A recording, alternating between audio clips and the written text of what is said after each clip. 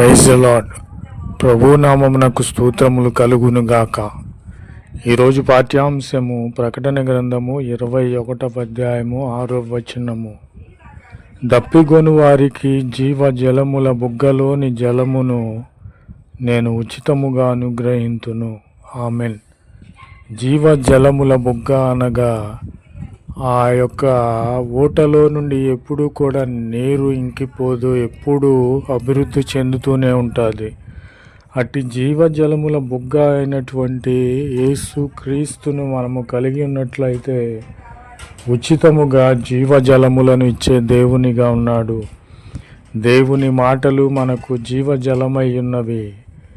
దేవుని అడుగుజాడలు మనకు జీవజలమై ఉన్నవి. దేవుని వాక్యము మనకు జీవజలమై ఉన్నవి. కాబట్టి నా ప్రియమైన సహోదరి సహోదరులారా, నీవు దప్పిగొనాల్సింది నిజదేవుడు ఎవరు అని నీవు దప్పిగొనాలి.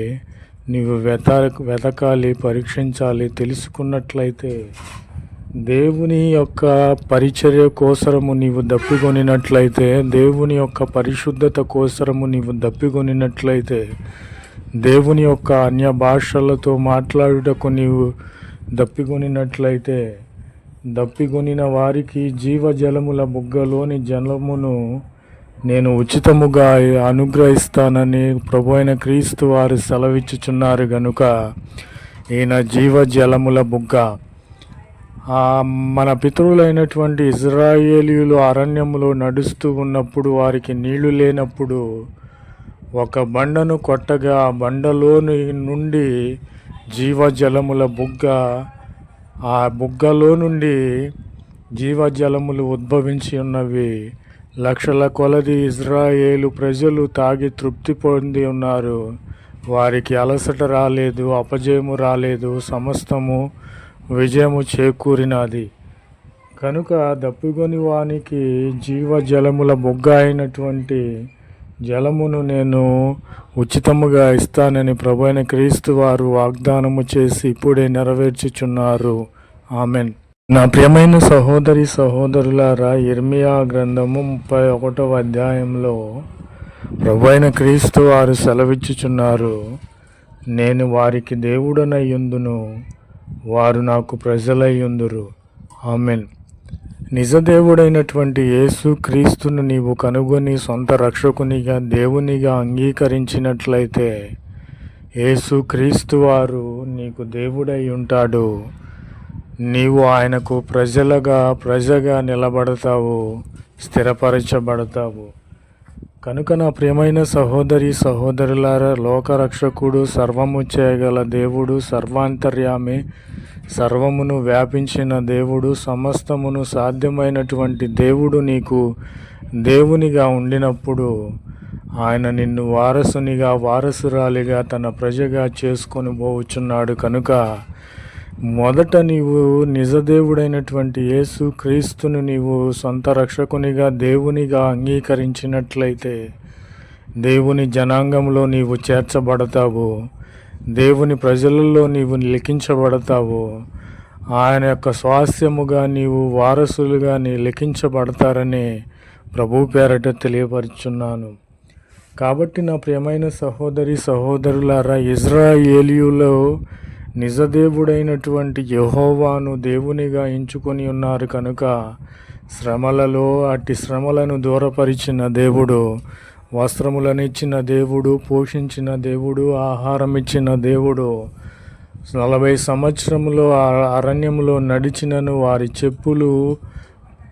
చెప్పులు అరిగిపోలేదు, వారి బట్టలు పాతబడలేదు. ఎందుకంటే నిజదేవుడైనటువంటి యేసుక్రీస్తును యెహోవా దేవుని వారు సొంత రక్షకునిగా, దేవునిగా అంగీకరించి ఉన్నారు. కనుక దేవుడు వారికి దేవుడై ఉండి ఆయా ప్రజలను తన ప్రజలనుగా, జనాంగముగా చేసుకొని ఉన్నాడు. ఆమెన్. నా ప్రియమైన సహోదరి సహోదరులారా, నేను ఈ విధముగా నా ప్రభువుతో చెప్పుచున్నాను. నిన్ను ఆశ్రయించు వారి నిమిత్తము నీవు సిద్ధపరిచిన మేలు ఎంతో గొప్పది. అవును, నేను నా ప్రభువుని ఆశ్రయించున్నాను. నా ఆశ్రయదుర్గము ఎవరు అని నేను ఆలోచన చేసినప్పుడు, వెతికినప్పుడు నిజదేవుడైనటువంటి యేసుక్రీస్తే ఈయన ఆశ్రయ దుర్గము, నా కొండ, నా కోట, నా ఆశ్రయమని నేను ఎంచుకునినప్పుడు నాకు సిద్ధపరిచిన మేలు ఎంతో గొప్పదిగా నాకు కనబడి ఉన్నది. గొప్ప మేలులు నా జీవితంలో చేసి ఉన్నాడు. కనుక మనము ఆశ్రయించున్నది లోక సంబంధమైనటువంటి మనుషులను కాదు, అధికారులను కాదు. లోకములో పనిచేస్తున్నటువంటి సైతాన్ను మనము ఆశ్రయించాల్సిన అవసరము లేదు. ఇప్పుడే నా ప్రియమైన సహోదరి సహోదరులారా, నీ ఆశ్రయమును యేసుక్రీస్తును నీ ఆశ్రయముగా చేసుకున్నట్లయితే ఆయన నీ కొరకు నా కొరకు దాచిన మేలులు ఎంతో గొప్పవిగా ఉన్నవి.